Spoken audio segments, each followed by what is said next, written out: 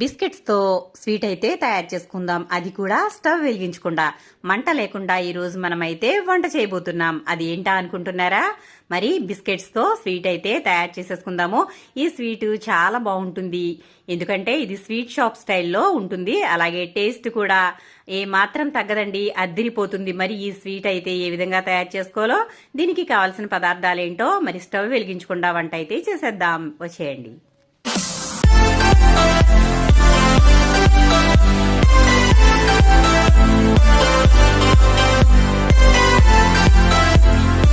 మన స్వీట్ కి అయితే మిక్సీ జార్ తీసుకున్నాను. ఆ తర్వాత నేనైతే 1 కప్పు షుగర్ తీసుకున్నాను. ఇది మిక్సీలో వేసేసుకుని ఇప్పుడు ఇది పౌడర్ చేసేసుకుందాము. ఇప్పుడు తీసి చూద్దాం. ఇదిగో పంచదార అయితే చక్కగా మనకి మెత్తగా నలిగిపోయింది. ఇప్పుడైతే మనం ఇందులో సగం పంచదార అయితే తీసేసుకుందాము ఒక గిన్నెలోకి అయితే.